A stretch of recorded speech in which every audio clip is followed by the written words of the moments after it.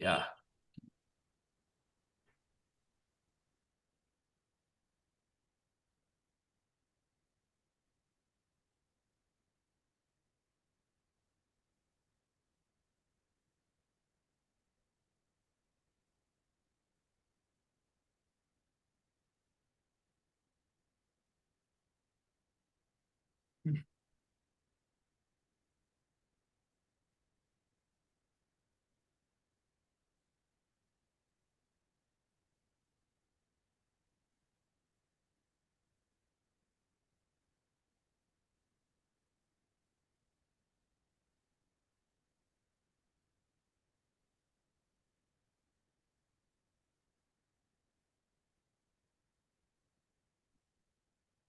I can see my friend Mohan Kavri there. Oh, probably Gio, you can shut video off because that's the thing. Some of the participants probably will be too comfortable. So yeah.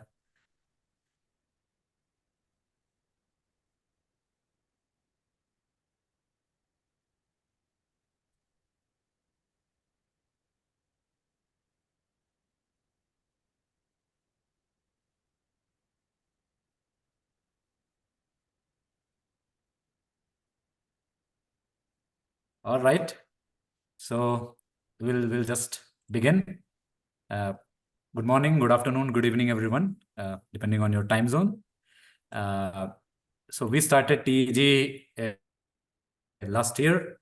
There was an outgoing board member, Praveen Malaji, and who decided, to allow me to lead the startup and entrepreneurship special interest group, before which he was leading it.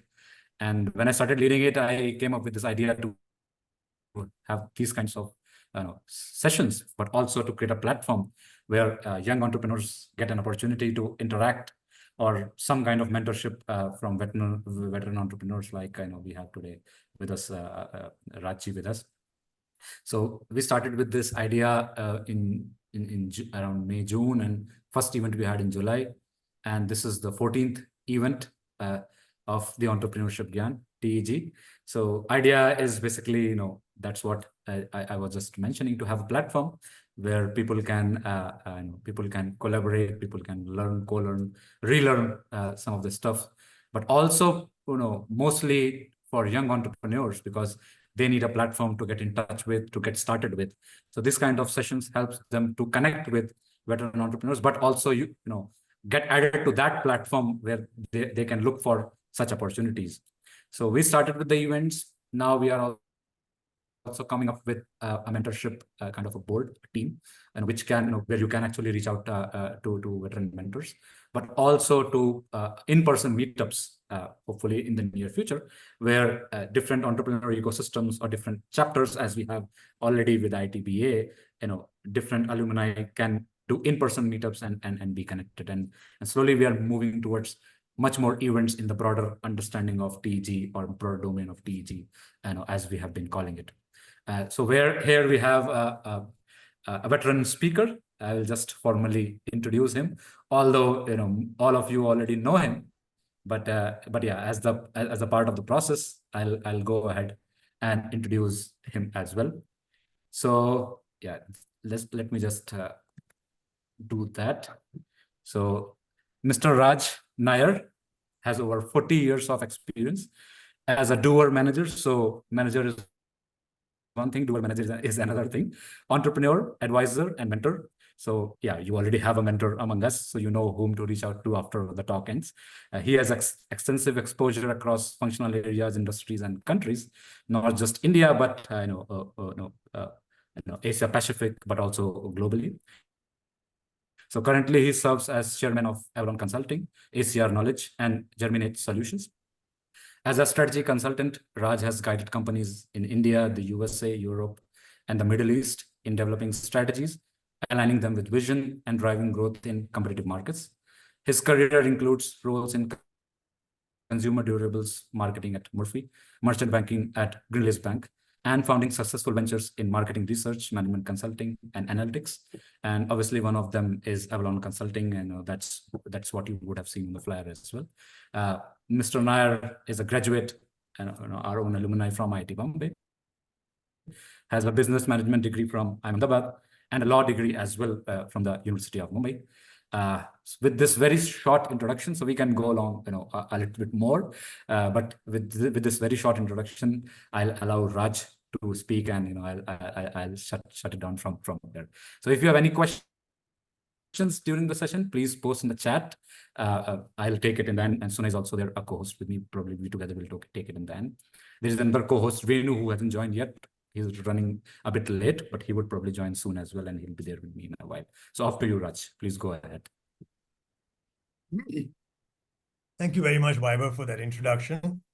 And thank you also for making me younger than I am, because you said I've got 40 years of experience after graduation. I graduated from IIT Bombay 53 years ago, and from IIM Ahmedabad 51 years ago. So yeah, thanks a lot for that. But it's been very generous, the introduction. So good evening to those of you who are joining from India. Good day to those who are living far away to the west of India, like Vaibhav himself.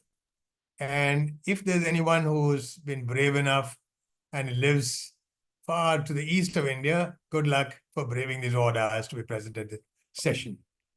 I hope to make it worthwhile for all of you by sticking to some practical insights, which you can actually implement to succeed rather than dabble in any theory.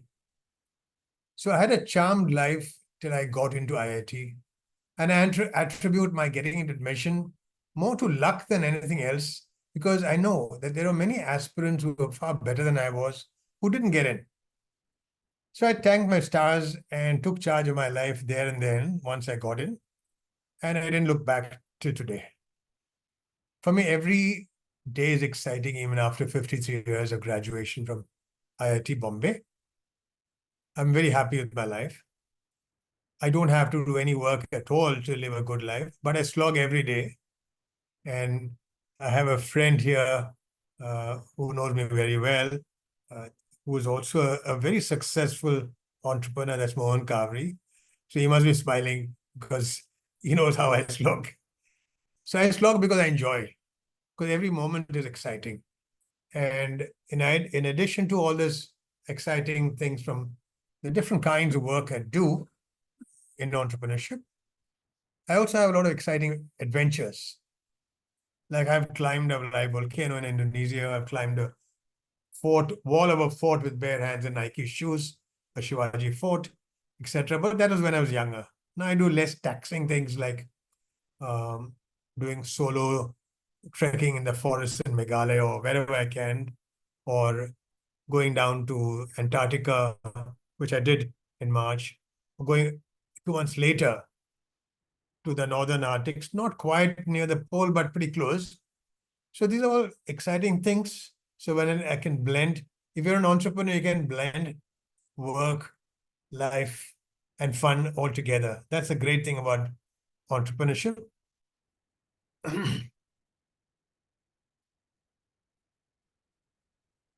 So where do I start? Instead of talking about myself, let me talk about how you can succeed in your journey, irrespective of whether which career path you chose.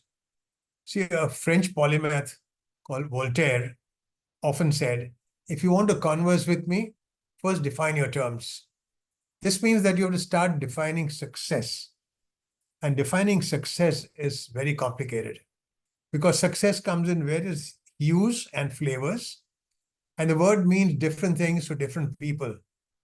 And even for the same person, it means different things at different phases in his or her life. So I'm not going to philosophize on the subject. Instead, I will offer a practical solution. And without being oversimplistic, let me define success as achieving your goals on your own terms and at your own pace. So achieving your goals on your own terms and at your own pace. So you determine what is success for you. It's not for someone else to define your goals, how soon you should achieve them.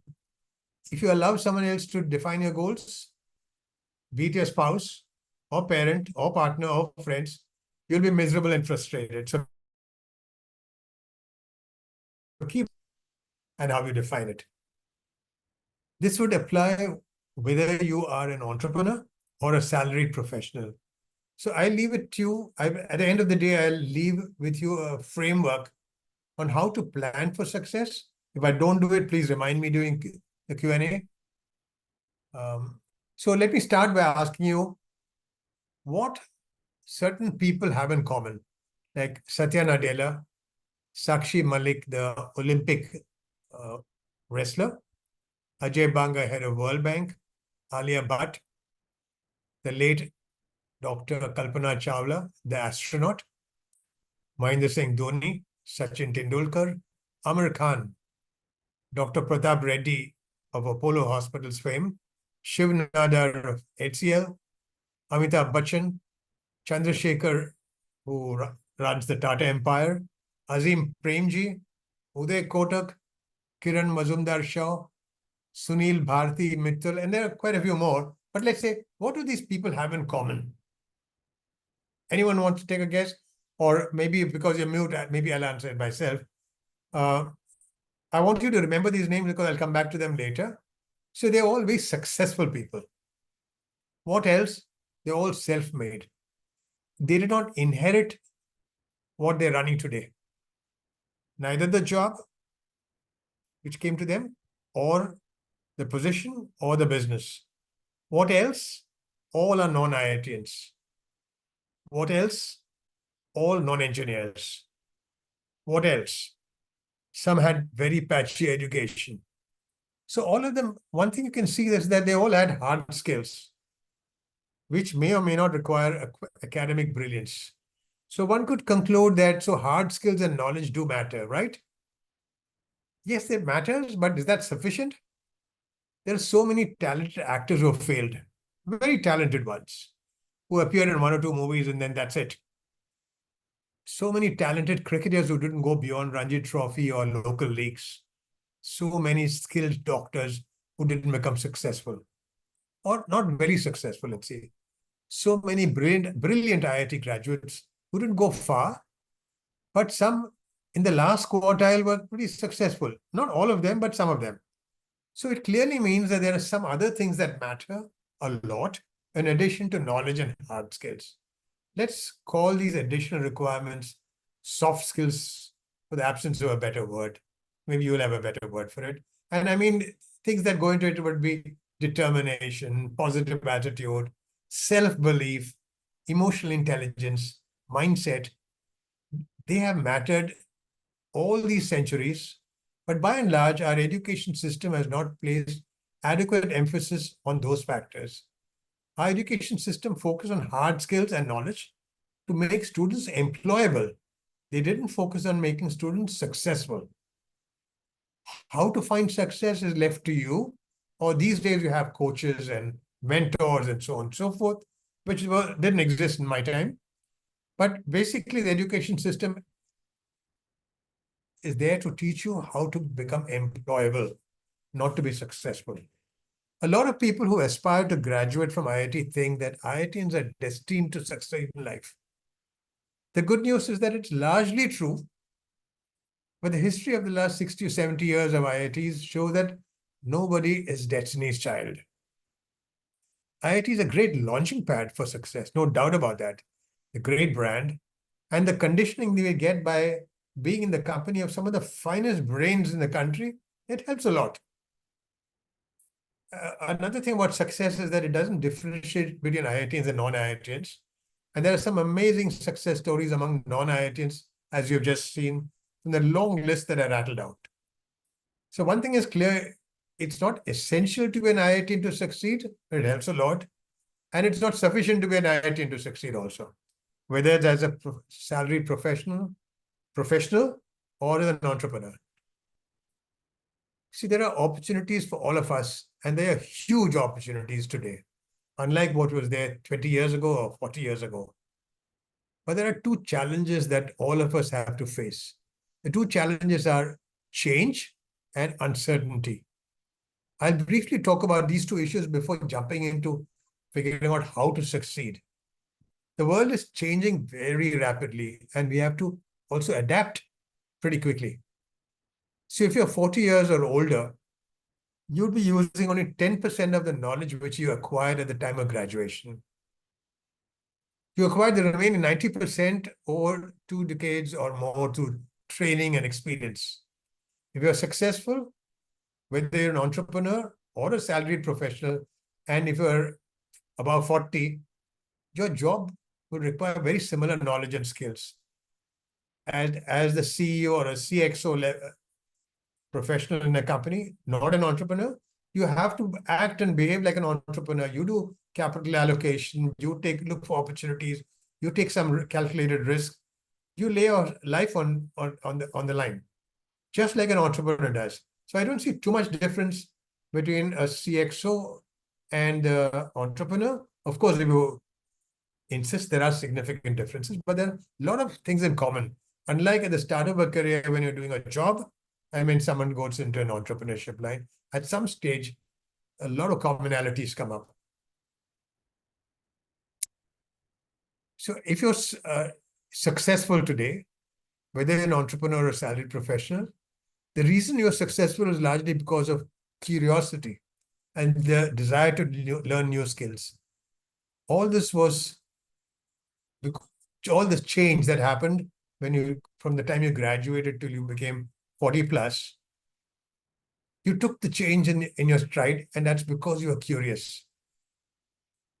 But if you're today in your late 20s or early 30s, you will miss those comforting 2 decades when you can get time to adjust to the different realities that present themselves to you.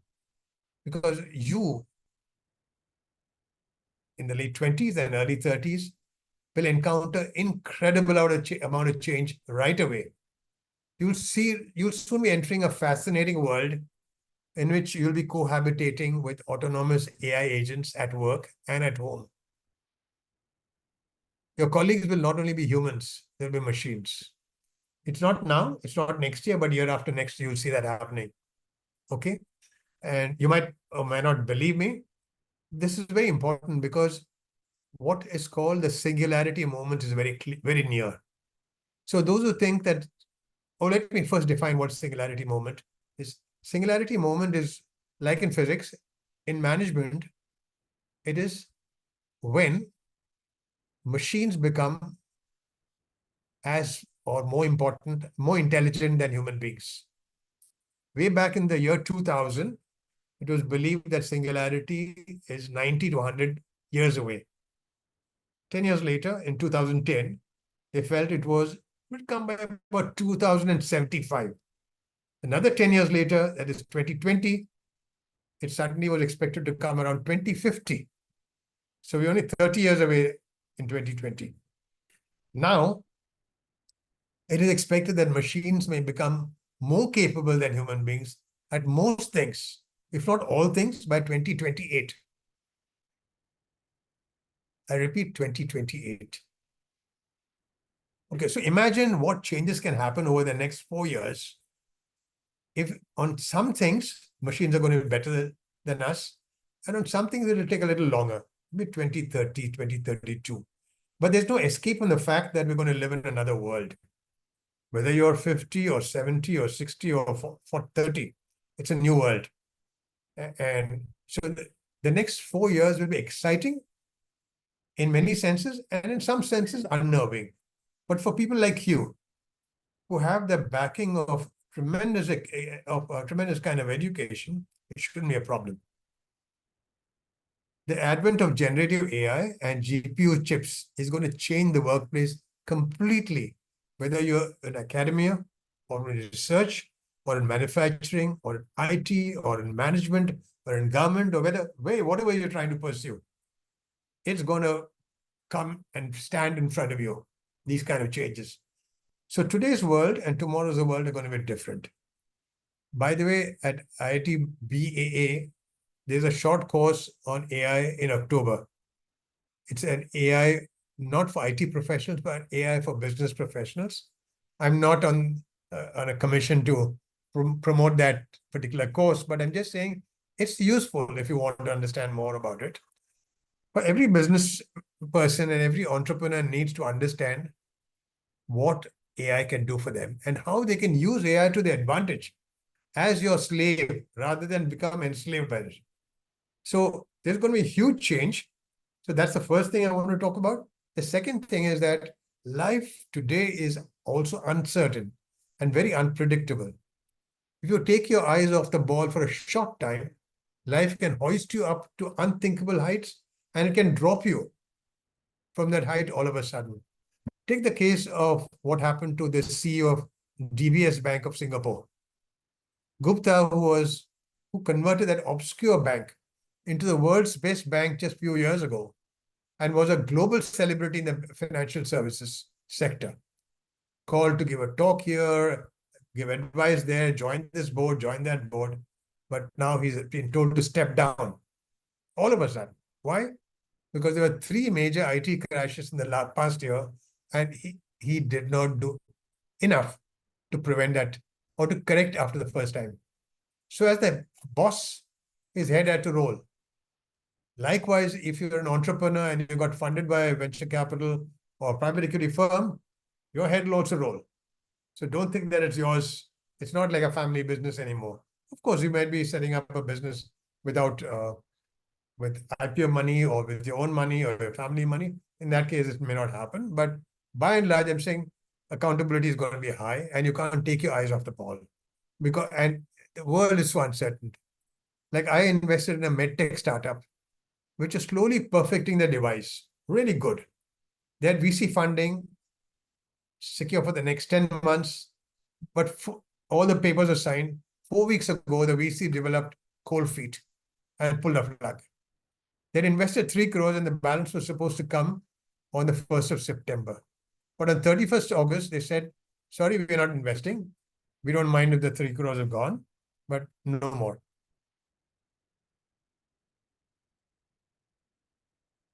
The company folded up last week.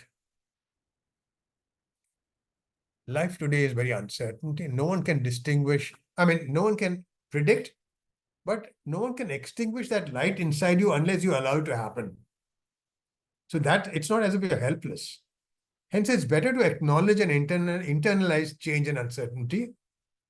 The earlier we accept them as our friends, the faster we will get on a journey of success and a very happy life. So allow me to explain with a story. I recently got caught in a storm in the Arctic Sea, not very far from the North Pole. The winds were howling at 93 kilometers per hour, and the waves, 23 feet high waves, were lashing at my small ship. This was an expedition boat. It's not a huge cruise ship. So for the next 30 hours, one had to hold on to railings to prevent falling.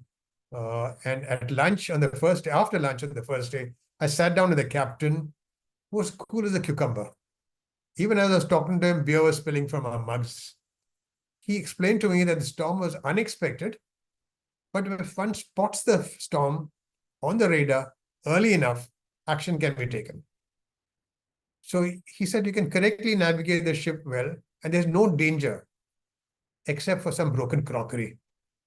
If you cannot take a detour and avoid the storm, which is approaching you, he said the best way is to go straight into the storm and slice through it. Or if the storm is chasing you, as was the case in our case, so just let it chase you and move. Just keep moving the direction of the storm. Avoid getting hit from the side. That's true in life also.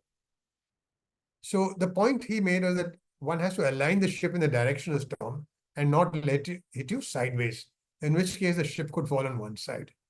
In our case, the storm was chasing from behind at 4 times the speed. We were smart enough to align it so well that we actually saved time and saved fuel. Of course, the majority, the people on board were lying in bed, puking, because it was really, really rocking. But I'm just saying, if massive changes are happening, stay alert and be prepared with a solution. So life's going to be like that. You'll not be able to avoid the singularity moment, but you could well be aligned with it. So what will it take to succeed in 2025 and beyond will be different from what was required before COVID. All kinds of digital technologies which are not expected or which were expected in due course rushed in 5 years too early or 6 years too early. That has changed so many things. And you know this. You probably didn't know that the singularity moment is just 4 or 5 years away. I've learned many lessons in life, but I'll share only a few because I'm conscious of the limited time allotted to me. These lessons will help you to align in any storm and change any other change in the environment, whether it is uncertainty or no uncertainty. Some of these lessons are best told through real life stories. And the best thing is that none of them require hard skills. But you should also understand that soft skills are hard to hone and polish. Okay? So I'll talk about 5 things that you need to do to ensure success. I'm telling you, it'll work like magic. The first is a strong inner desire to succeed. Let me tell you 2 stories. The first story is of a celebration on the birth of a little Bonnie boy in the farmer's home in Machilapatnam in Andhra Pradesh. That celebration turned sour when they discovered that the boy is blind. So Srikant's family ignored well-intentioned advice from people and family and friends saying that abandon the child, it's going to be a curse. But they decided to fight on. They fought numerous battles, including a legal battle to get him in admission into the science stream in college, because they said, no, he can't be taken for science, although he's got 98%. They won a court case and he was able to do it. He was hoping to join IIT like all of you. Unfortunately, not a single coaching class would give him admission. But Srikant is not going to be cowed down by this kind of failure. So he set aside higher. He applied to MIT. And MIT admitted him. When he graduated from MIT in Boston, he came back to India, set up a factory to make recycled craft from recycled paper, and also disposable plates from leaves. He's got 5 factories in Andhra Pradesh and Telangana, Andhra and Telangana, and he employs about 500 people. He has a revenue of more than 100 crores. 5 factories where some of the 500 people are also disabled people. So he's an inspiration for all people with disabilities. He's an inspiration for people with all the abilities.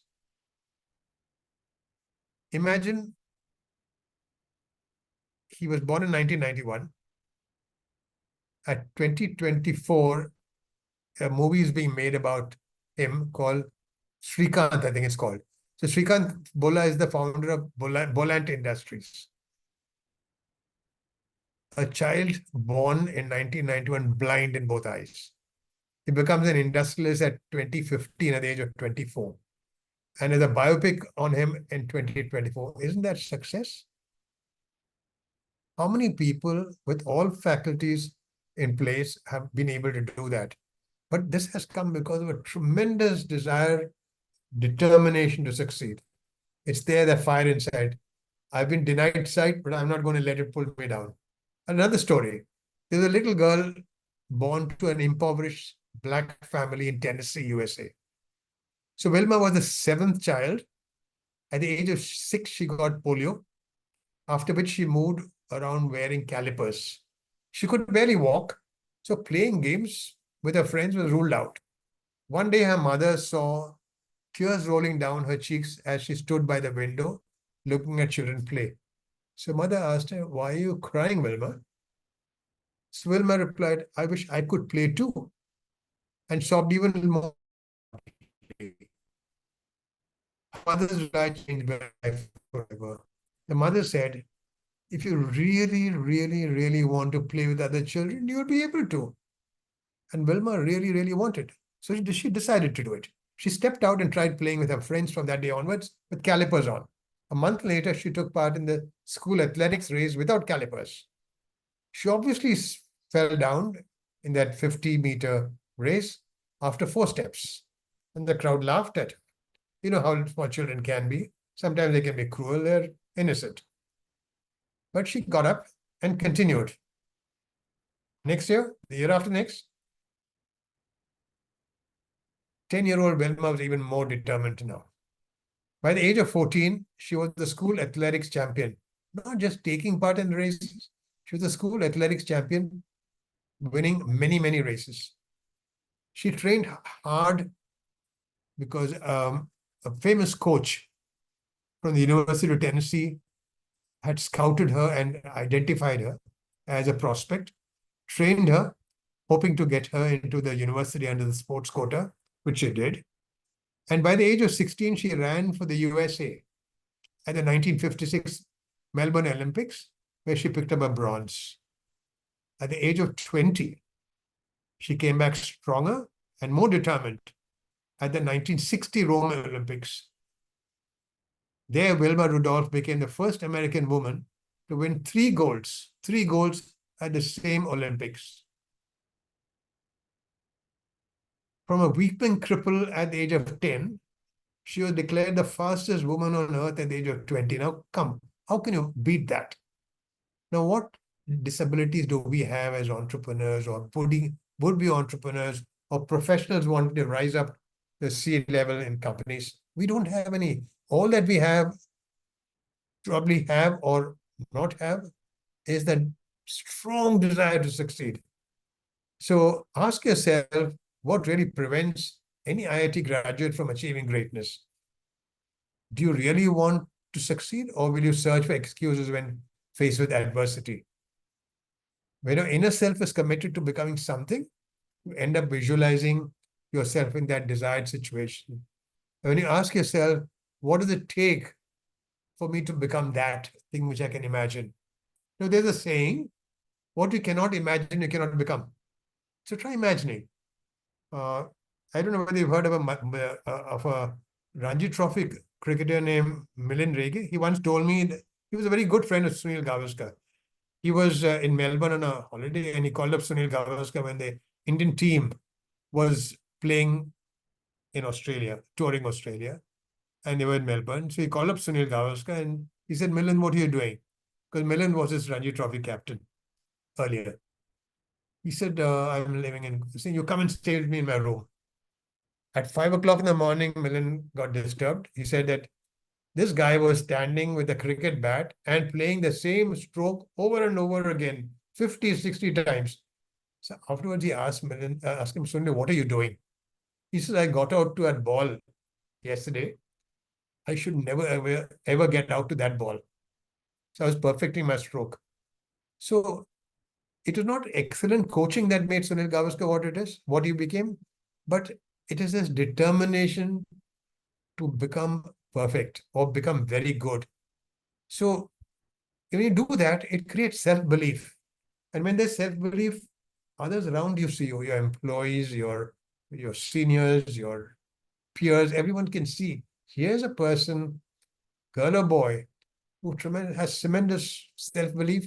And that self-belief comes from somewhere, of that desire to succeed and knowing that you can. Okay, so that is one aspect. You really, really must want to succeed, only then you will succeed. The second thing is even more important. You need friends. So let me tell you another story. Having lived so many years, as I said, I'm nearly 76. I've come across so many things in life, so many friends, so many clients, so many associates.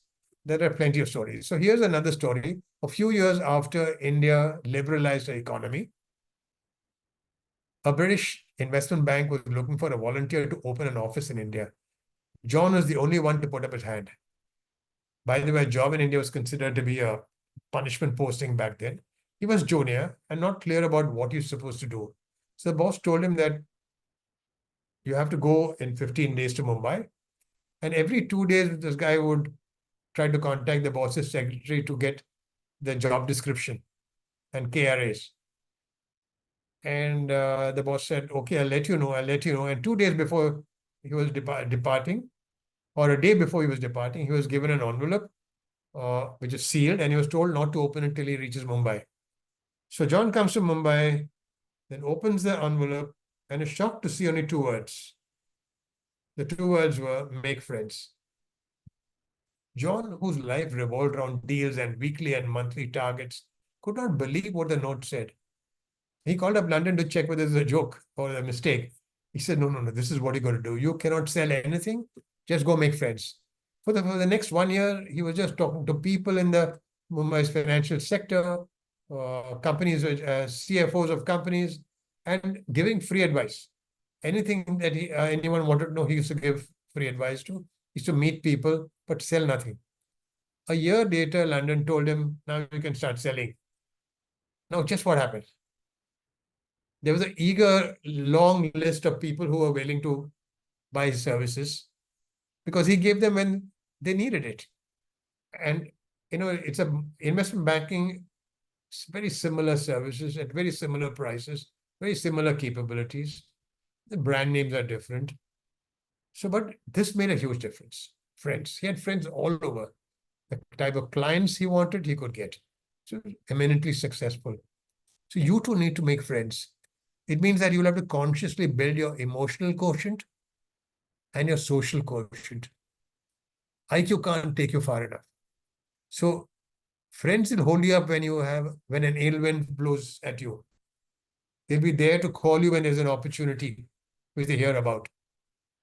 So don't just show up at work, execute work and go home. Make friends. I don't mean networking, that matlabi type of thing, when you just exchange cards at every cocktail party. Go make genuine friends, because that's going to make a difference to you in life. 10 years from now, 5 years from now, 20 years from now, that's going to help you. It will stand you in great stead. Your EQ and social quotient, that SQ, are very important. The third point I want to make is give more than you take. Just close your eyes and think of 3 people whom you like very much.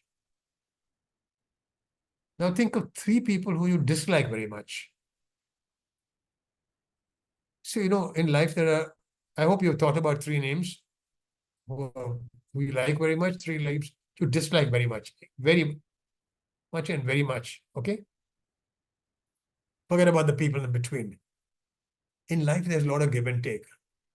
Broadly, there are 2 types of people. One type just takes much more than they give. The other type gives much more than they take. Now think of the 6 people who you had in your mind, and you shouldn't be surprised if you find that those who are net givers are the 3 people whom you liked very much. The net takers are the ones you don't like. So it should become clear to you that if you want to succeed in life, you have to become a net giver. Keep giving. Don't give so that that person will give you back some other day. You give somebody, that person gives somebody else, that somebody else give up, and then the universe will conspire to give you something when you need. Not from the same person. So I'm just saying that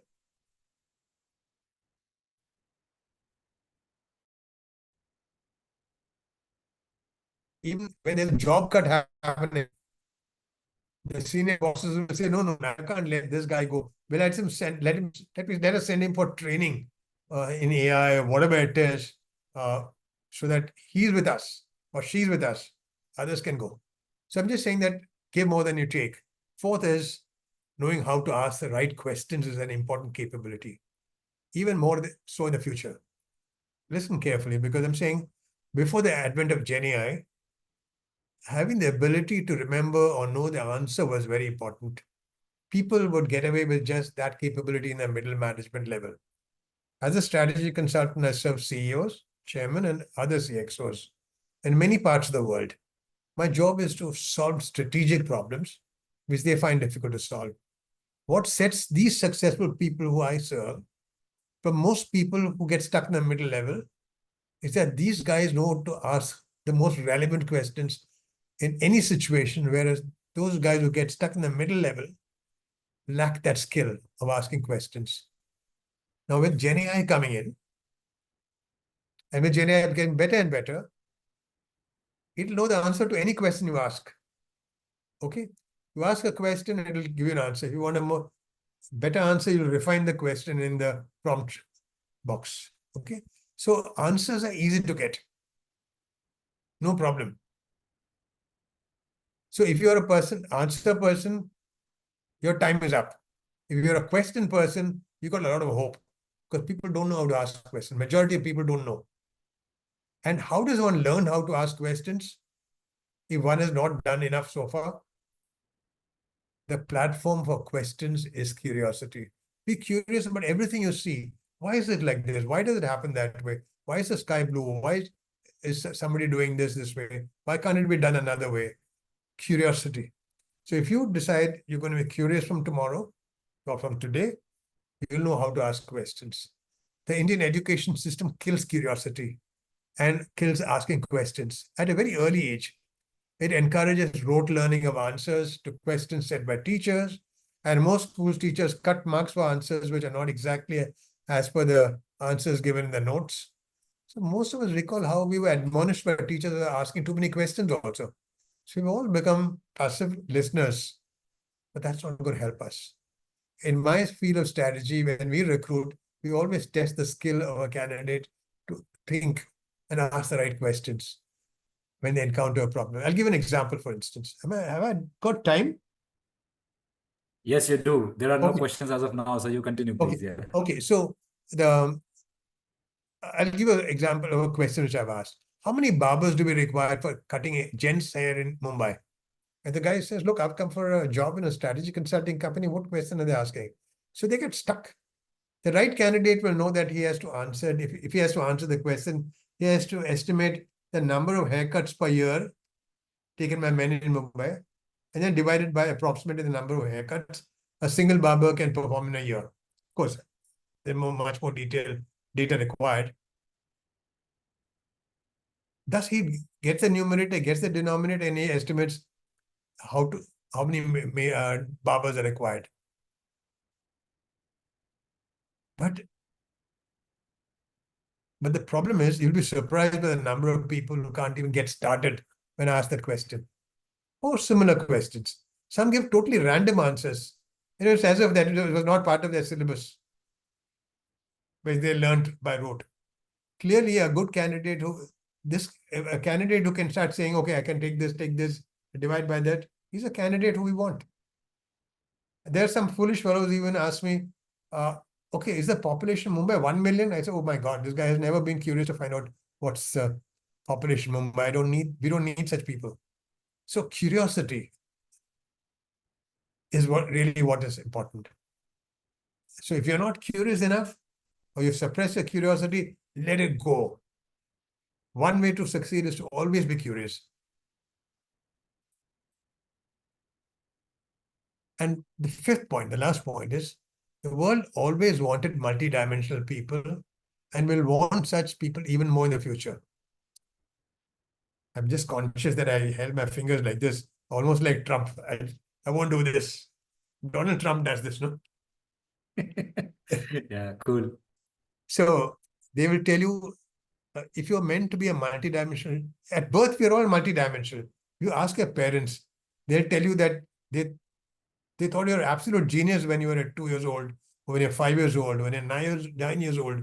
The kind of things you could do, sing, draw, jump around, play, ask very intelligent questions, recite poetry without feeling shy. And you did so many creative things.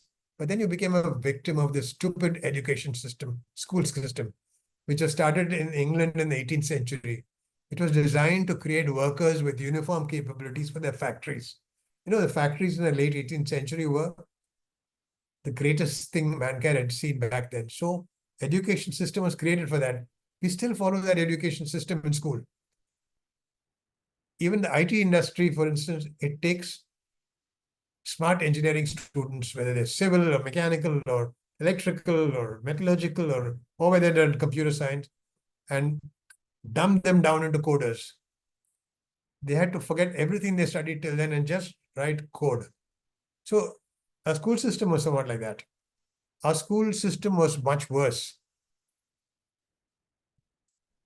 You were even penalized if you wrote answers in a better way than the teacher did in notes. So you had to force switch off some dimensions of your personality. And then when you went to your coaching classes for the JEE, we switched off all the switches except the ones who are doing well in JEE. Fortunately, in IIT, you got a chance to turn back some switches. And many students did it. And those people have succeeded in life. the list of truly multi-dimensional IIT Bombay graduates is very long. Every one of them succeeded in their own way, but these multi-dimensional people. Let me give a few examples. You would have heard about Viral Acharya, the RBI governor. There was an event a couple of months ago. I'd met him earlier, but when I was the president of the IMC Chamber of Commerce, I'd attended some meetings at RBI, but I didn't know much about him till I heard this Gyan at the interview, that session, IIT Bombay Alumni Association event. So he's a computer science gold medalist from IIT Bombay. He went to USA for further studies, got bored with computer science, and completed his PhD in macroeconomics. Now he's an eminent professor in the US. He also started a rock band in the US, which raised money for charities. While he was in IIT, he was involved in drama and music and all kinds of things. So he was not just a gold medalist. Then there was, you're familiar with VMCC. So that's after, due to the donation by Victor Menezes. Victor Menezes and another person in the same year, they're both 1 year senior to me at IIT. They were India's best debaters. Every single debating championship in India was won by first prize Atul Tandon, second prize Victor Menezes, or first prize Victor Menezes, second prize Atul Tandon. It was like a monopoly for a few years. Victor Menezes retired as the global vice chairman of Citigroup. Atul Tandon was a very successful manager at Hindustan Lever, and then he became an educator. So I'm just saying there are so many such people, and inside you, there are switches which you shut off. Go switch them back, because you'll become successful, you'll become flexible. Your mind will open up to all kinds of changes in the world, and then you'll come out looking really smelling good. Now, I know that I've almost touched 40 minutes, so I'll stop here, although there are many more things I can tell you in the interest of time. And I want to give opportunity for people who want to ask questions rather than continue this monologue. So over you two guys. Yeah, thanks a lot, Raj, and also thanks a lot for mentioning about the course on AI that we do. In fact, I am the one who is coordinating that course of AI at IIT. Oh, really? Yeah, yeah. So if someone among you would love to take a course on AI, Gen AI, probably stay tuned for the next one. I went to Silicon Valley in October 23 to learn AI. Great, fantastic. Because my current work involves that. Yeah. Although I'm chairman of the company, I've given up responsibility for top line, middle line, bottom line, whatever. And I lead the innovation groups in each of these companies. And we have developed so many SLMs and very exciting things. And our clients are just blown away by the kind of things that can be done. In management consultancy, in insights, in customer service, using AI. So I'm fantastic. So there are only, I see a few questions. So I do have a couple of questions, but first I'll take from the chat. So I see a question, in fact, two questions from Harsh. So first one is, with the level of change in the world, entrepreneurs face near death and actual death situations, as you have described. How do entrepreneurs need to think about grit and keep on going? So this is his first question. Yeah, okay. See, you're going to come, especially in the first 3-4 years, to near-death experiences. You're right. Not everybody, but maybe 1 in 5 will face that. Okay? Because they say that, statistics, only 10% or 12% of all the startups see the 4th year. Rest of them die. So, startups dying or being merged into something else, etc., is normal. But yeah, near-death or after-death experience happen. So how do you deal with this? See, the point is, first of all, transparency. Okay, if you're transparent with your investors, problem or anticipated problem, suddenly the investors will take you under their wings and start telling you what to do or helping, and they become part of the problem and therefore part of the solution. And they have money. So and then they'll bring in experts from here and there to help you. But if you keep quiet about this, then there's a problem. And they'll say, you didn't tell me. It's not that you were told lies, but you never told me there's a problem. You saw it coming 6 months ago, but you didn't you kept quiet. If you had told us 4 months ago, we could have found a solution.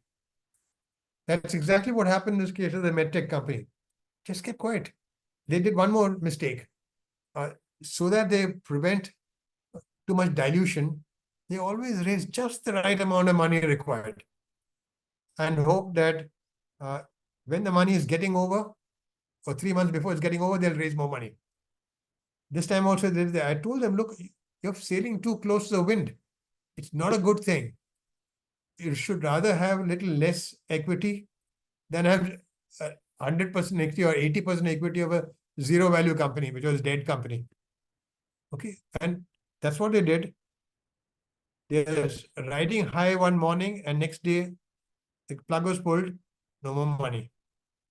They could just pay salaries and wind up the company. So the most important thing is to be transparent. Obviously, as an entrepreneur, you'll be anticipating. So I don't want to tell you that you need to anticipate, but if you're entrepreneurs looking forward, predicting, forecasting, all that, but transparency is the thing.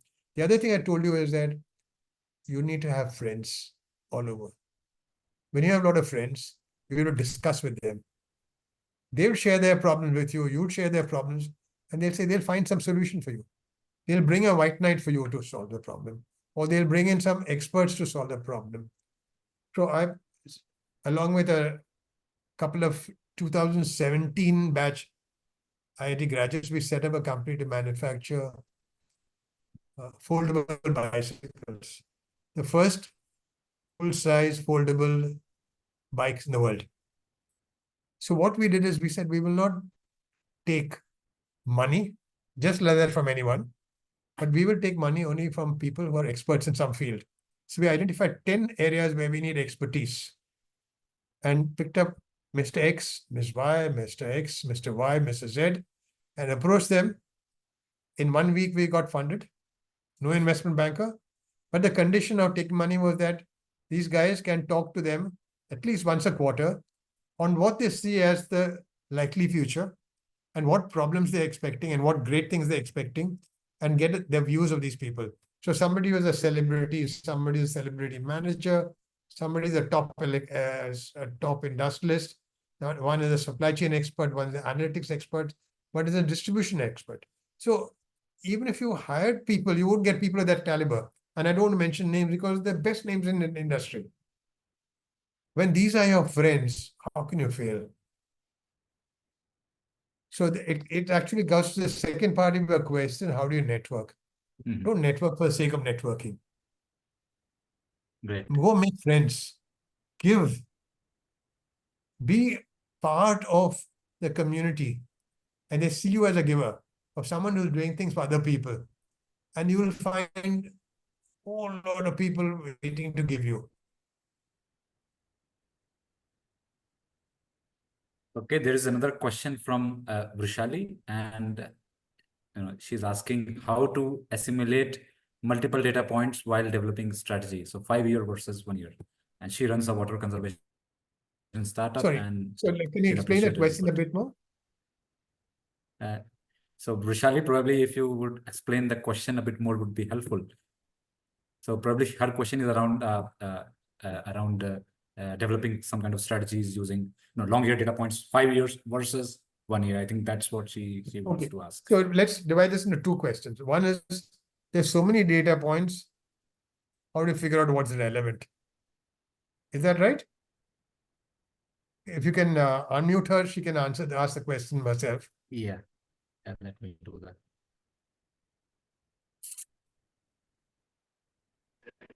Hello. Yeah. Yeah. Hi, Vishali. Hello, sir. So my question is from the perspective of, so I run a water conservation startup, which used to be probably NGO kind of work, but then we started this as a social enterprise. It's a for-profit business.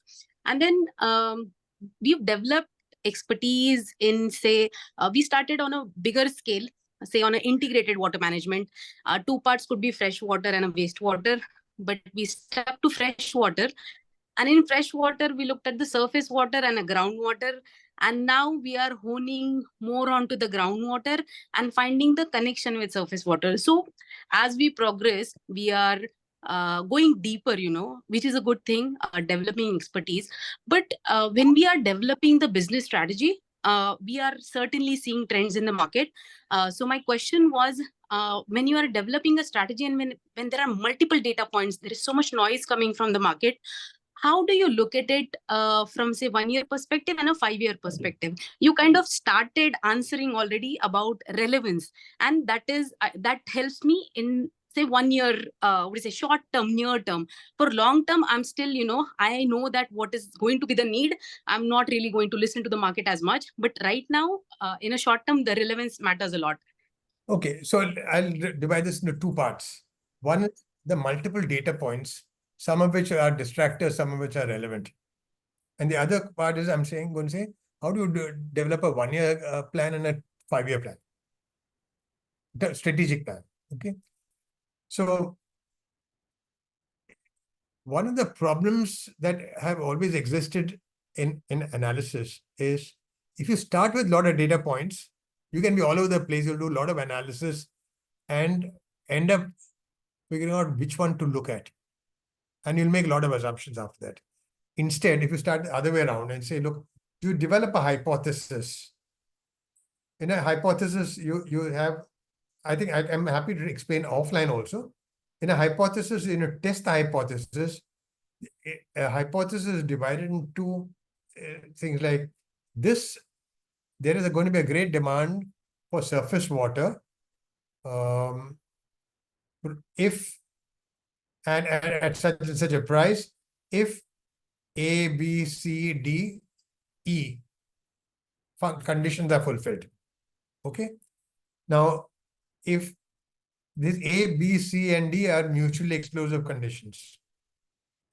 Now you have to say, look, now I have to prove that condition A exists, condition B exists, C and D and E exist.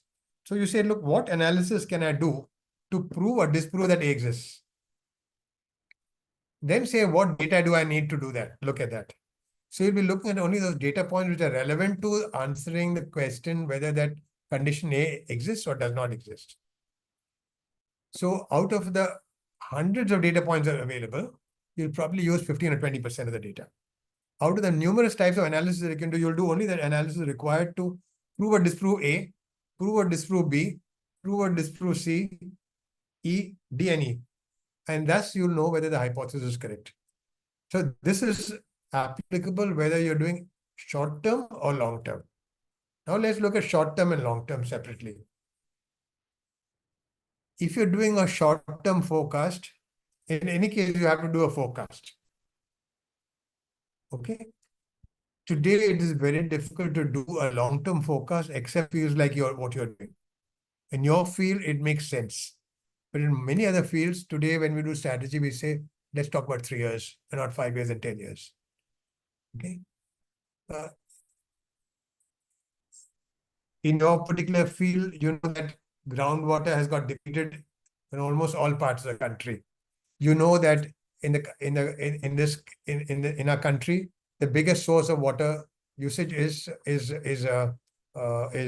agriculture. A lot of agriculture, industry uses hardly 15-20%. Human consumption is even less.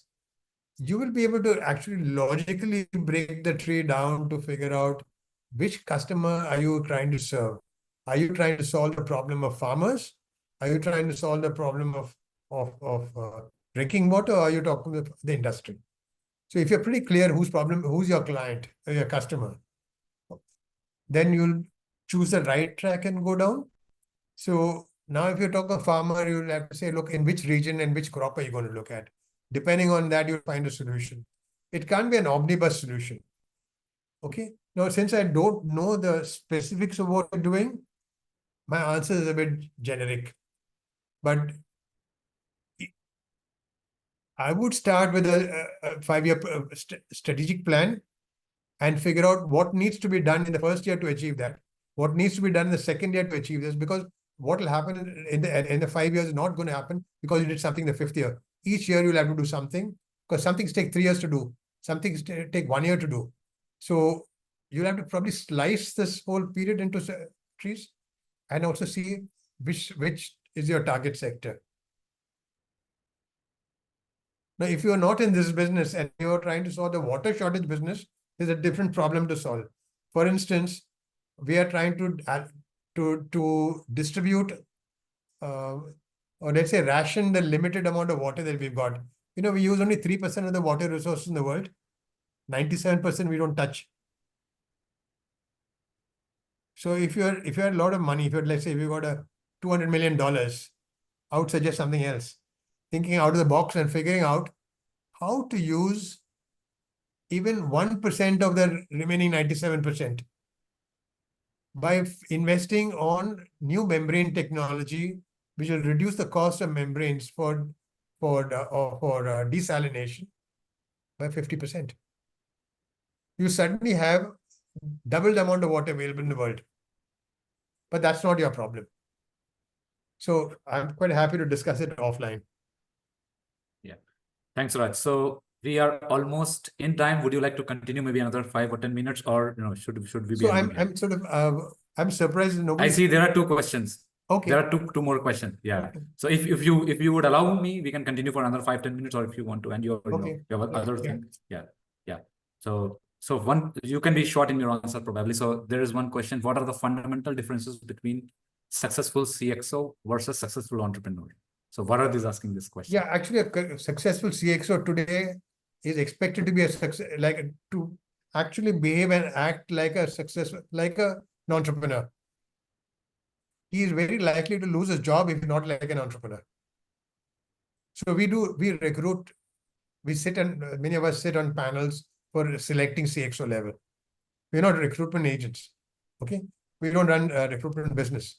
But because we're developing strategies, we're also invited sometimes to sit in the panel to select CXOs. And we're looking for certain qualities. You'll be surprised that at the CXO level, we're looking for people who are thinking like entrepreneurs.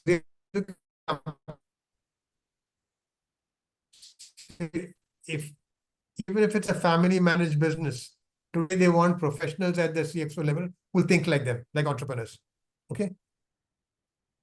And as an entrepreneur, anyway, you have to do that. So gone are the days like 15, 20 years ago, where CXO was a highly paid manager who had a lot of knowledge and experience. Today, the CXO is an entrepreneur. And you actually give him incentives with ESOPs to behave even more like an entrepreneur and to reward him if he performs like an entrepreneur. So at that level, there's no difference. He's playing with public money. Today's entrepreneur also is using public money. Yesterday's entrepreneur had his own little savings and he managed it. But today's entrepreneur is using public money.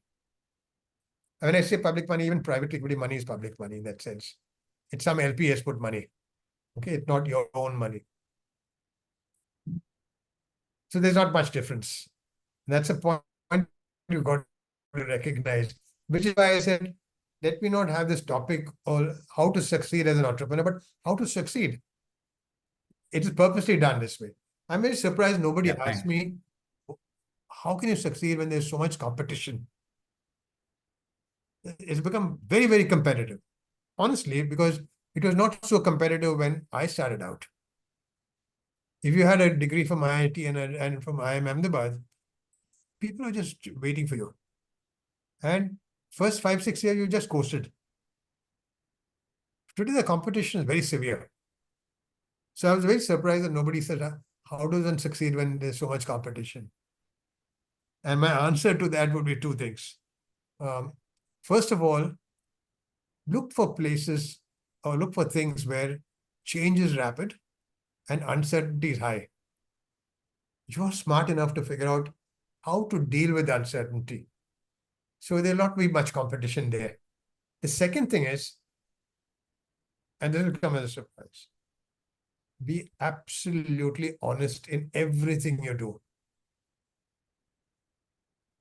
I'm just saying that I have never paid a 50 paisa bribe I don't, nobody will take a 50 paisa bribe today. But I'm just saying I'm not paid a 50 paisa bribe in my life. Never fudged accounts of my company's books.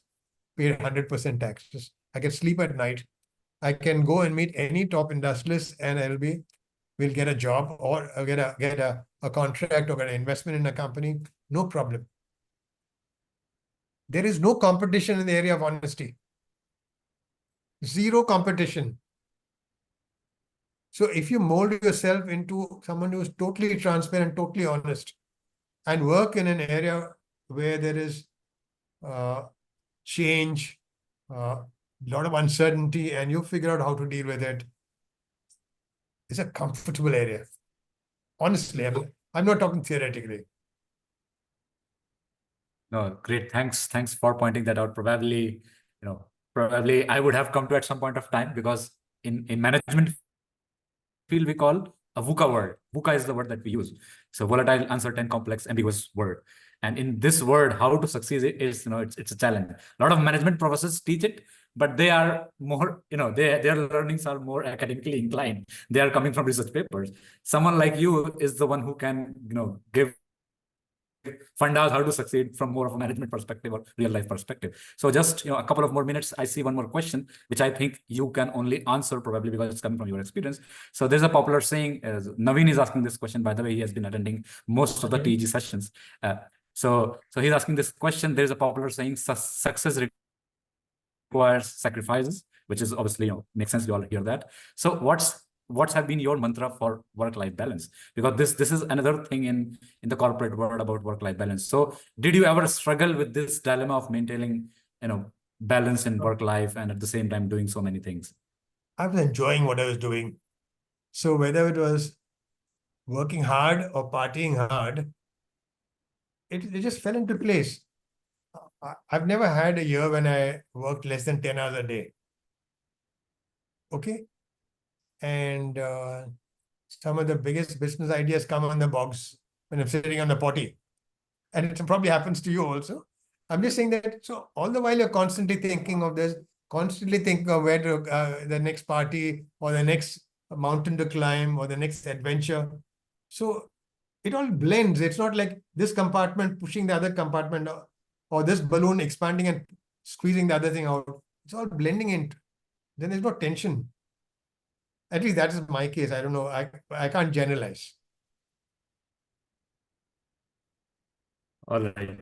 Thanks. So I want to emphasize that be brutally honest, even if it puts you to shame.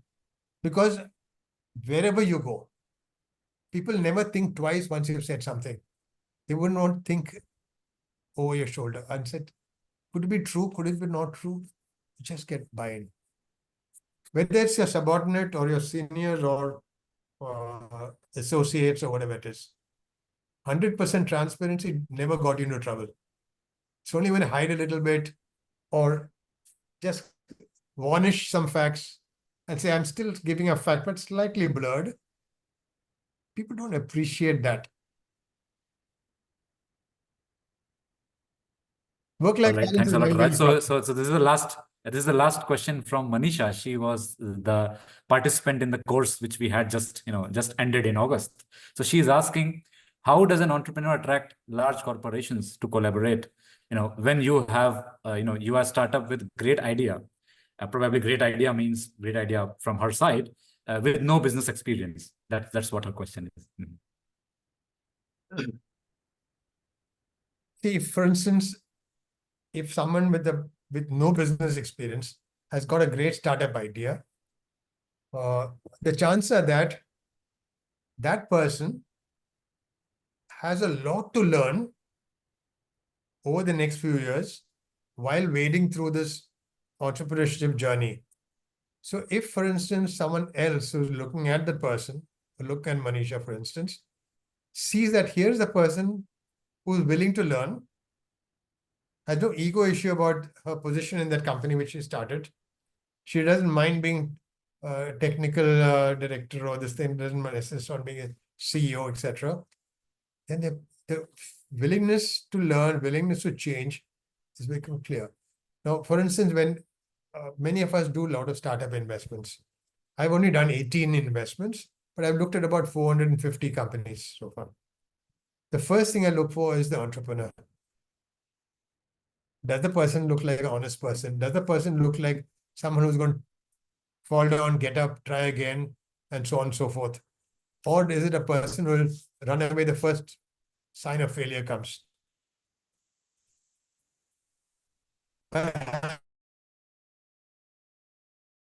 This person. That, then look at the next thing, say, what's his business idea?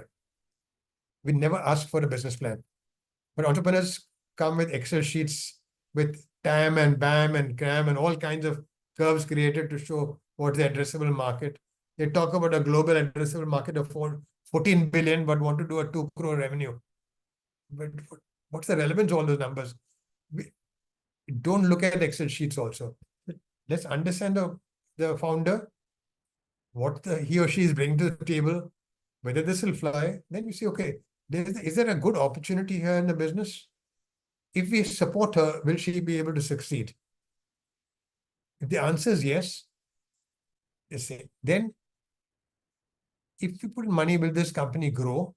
And is this the person who can take it there? If we feel that this is not the person who can take it there, we ask the person, look, it's all well. The next 1 year, you take it to a certain level, but there's a lot of learning you've got to do. Are you willing to have a CEO to whom you'll be reporting, who will increase your learning? What you learn in 10 years, you learn in 2 years under that person. And then the person goes and you become CEO. Are you willing for that? I've seen so many people saying, yes, can you find us somebody like that from whom I can learn? Then we have no problem putting in money. So I'm saying that the way we treat startups is totally different from the way we talk a company which is already 4 years into the business and earning, say, $3-4 million revenue. Completely different animal. These are. All right, Raj, thanks a lot. We have just 10 minutes of the time and I'll be ending it now. If anyone has more questions, probably, we already put his LinkedIn profile, while we send out emailers, you can get in touch with him or write an email to him. If you are, you have a startup, you're looking forward to investments and you are an ITB alumni, and if you are in the ITB SIG group or ITBA group, probably you can get in touch with him anyway. So he is approachable. If you have an idea, that's what my essence is, Raj, right? That's true. If somebody has an idea, they can approach you or not. Oh, guidance, yes. Not necessarily investment. Good. Because investment is done carefully.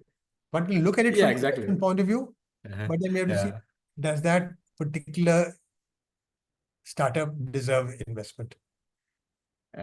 In spite of so a lot of make mistakes.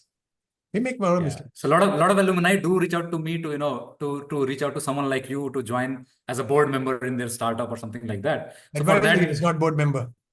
Yeah, so board, advisory board, or something in the startup. So yeah, so we are coming up with that mentorship page as well very soon, that I'll share with you. But anyway, it was a fantastic Gyan to begin with, and then sort of a master class to end with, coming from hard facts from your life, but also a couple of really nice examples. And thank you everyone here who joined on a Tuesday. Usually we have it on Saturdays, but because of operational constraints from both the ends, we had to do it on a Tuesday. But still, you were able to join. So thanks a lot. I think probably you are really passionate. So the journey has started for you. I guess so.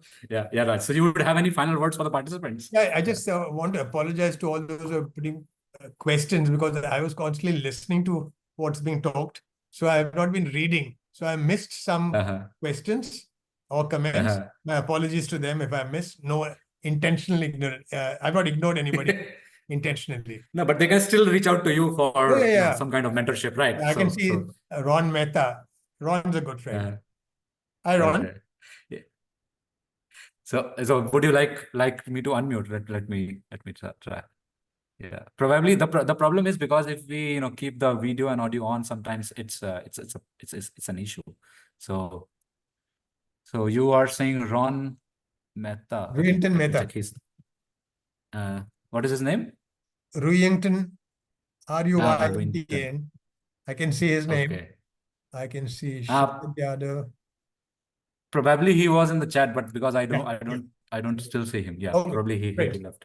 Yeah. But anyways, thanks a lot for Thank your you. time Bye. and your efforts, and see you soon. Yeah. Bye-bye, everyone. Good night. Take care. Bye-bye. Bye. Yeah, good night.